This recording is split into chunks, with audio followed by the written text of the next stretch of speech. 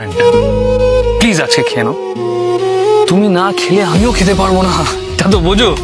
এ নাও আমার জন্য খাও, ছেড়ে দেবো। রাহুলের মা বলে, আমার জীবনেও এমন পরিস্থিতি এসেছিল, তখন তো আমার হয়ে কিছু বলিসনি, আমার পাশে দাঁড়াসনি। রাহুল বলে, তোমরা যখন ওর দিকটা ভাবতে চাইছো না, তখন আমাকেই তো ভাবতে হবে। রাহি খাবার না খেলে আমিও খাবো না। তারপর রাহুল রাহির জন্য খাবার নিয়ে গেলে রাহি বলে, আমি খাবো না, খিদে নেই। রাহুল বলে, তুমি তো সবার সব কথাই মেনে নিচ্ছ, তাহলে আমার এই কথাটা রাখো।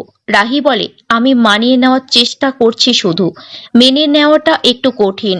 আমার ইচ্ছে করছে না খেতে, তুমি এনেছো তার জন্য ধন্যবাদ। রাহুল বলে, উপায় কিছু না কিছু বেরোবেই, এখন খাবার সময়, তাই খেয়ে নাও। রাহুল জানায়, আজ কিন্তু আমাদের বন্ধুত্বের প্রথম দিন, তুমি হয়তো ভুলে গেছো।